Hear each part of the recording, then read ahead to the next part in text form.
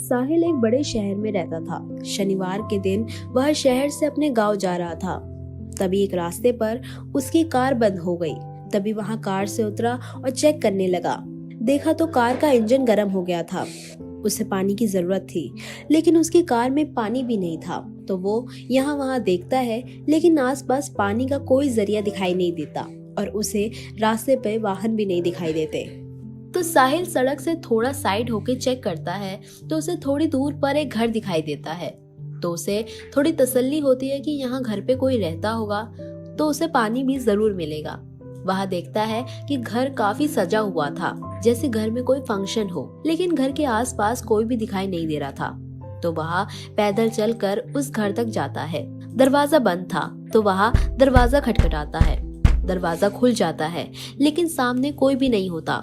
साहिल हैरान हो जाता है कि दरवाजा किसने खोला। उसे लगा शायद दरवाजा अपने आप ही खुल गया होगा। घर के अंदर भी काफी सजावट हुई हुई थी। साहिल ने सोचा शायद घर के लोग शादी के लिए बाहर गए होंगे।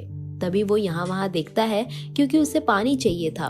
और तभी वहाँ उसे एक औरत खड़ी दिखाई देती है। उसने फैंसी कपड़े पहने थे। साहिल ने उससे पूछा कि क्या उसे पानी मिल सकता है, उसे कार में डालने के लिए चाहिए। तो वो औरत बिना कोई जवाब दिए वहीं खड़ी रही। उस औरत का चेहरा एकदम सफेद और आंखें बिल्कुल फटी हुई थी। साहिल ने उसे दोबारा पानी के लिए कहा तो वह औरत चल के रसोई में गई और साहिल को एक मग में पानी डालकर दे दिया। साहिल कार के पास गया और इंजन में पानी डालकर कार स्टार्ट भी हो गई। कार स्टार्ट हो गई तो वह मग वापस करने के लिए उस घर में वापस गया। अब उस औरत के साथ एक आदमी भी खड़ा था जो उसकी तरह बिल्कुल सफेद था और उसने शेरवानी पहनी हुई थी। साहिल ने उसे मग लेने को कहा तो औरत ने उसे रसोई में रखने का इशारा किया। तो साहिल रसोई में गया और उसने सोचा कि थोड़ा पानी पी लूं। तो वह फिल्टर से पानी लेने लगा, लेकिन उसका दिल दहल गया क्योंकि फिल्टर में से पानी की जगह खून आ रहा था। और तभी पीछे से किसी ने आकर उसके सिर पे डंडा मार दिया, जिससे साहिल वहीं बेहोश हो गया। कुछ देर बाद उसे होश आता है और वह अंधेरे कमरे में था। कमरा काफी पुराना और खंडर लग रहा था। तभी उसके सामने एक लड़की आकर खड़ी हो जाती है और उस लड़की ने दुल्हन वाले कपड़े पहने थे, लेकिन उसके बाल काफी बिखरे हुए थे और आंखों में काजल, लिपस्टिक सब बिखरा हुआ था। वह फटी आंखों से साहिल को देख रही थी और उसकी भयानक मुस्कुराहट थी। साहिल उठकर उससे पूछता है, तुम कौन हो? तुम्हारी हालत ऐसी क्यों है? तो वह लड़की भयानक आवाज में कहती है, मैं दुल्हन हूँ, तुम्हारी दुल्हन। साहिल बेड से खड़ा होता है और बाहर भागने लगता है और वह आदमी और औरत उसी रूप में वहीं खड़े होते हैं और घर का दरवाजा भी बंद होता है। आदमी उससे कहता है, तुम अब इस घर से नहीं जा सकते। जब तक शादी नहीं हो जाती तुम कहीं नहीं जा सकते। साहिल यहाँ वहाँ भागता है, लेकिन घर के सभी दरवाजे और खिड़कियाँ जैसे जाम हो गई थी। अब साहिल उस घर में फंस चुका था। साहिल उनसे बार बार कहता है कि वह उसके साथ ऐसा क्यों कर रहे हैं, लेकिन उसे अपने सवालों का कोई जवाब नहीं मिलता। तभी वो आदमी साहिल के पास आता है और उसके बाल खींचते हुए उसे वापस उसी कमरे में ले जाता है।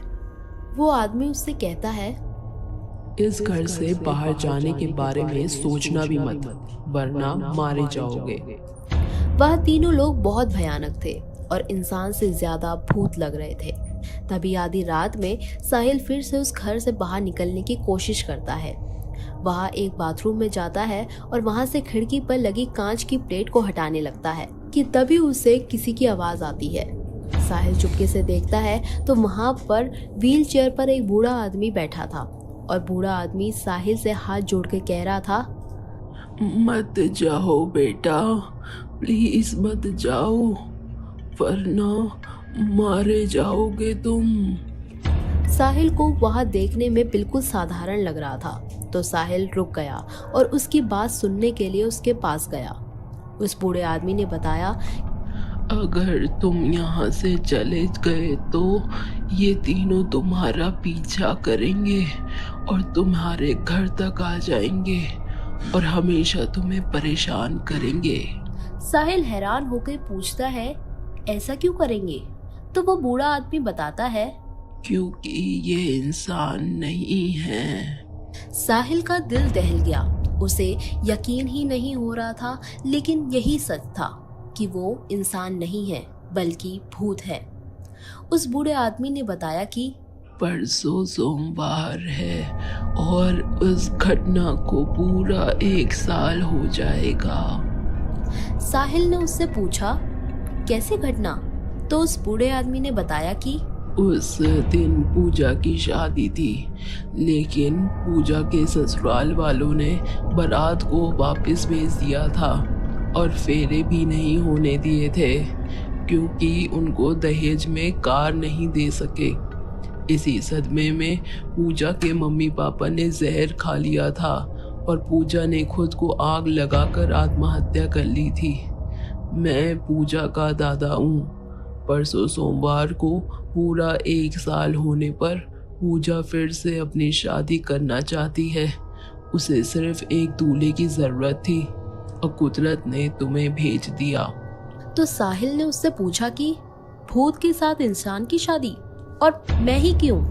तो उस बूढ़े आदमी ने बताया कि तुम नहीं होते तो कोई और होता, लेकिन तुम्हारी किस्मत में यही लिखा था और शादी के बाद वो तुम्हें अपने साथ ले जाएगी। तुम्हारे पास सिर्फ 1 दिन है और तुम चाह कर भी इस घर से नहीं जा सकते। साहिल ने पूछा कि क्या इससे बचने का कोई तरीका है या नहीं?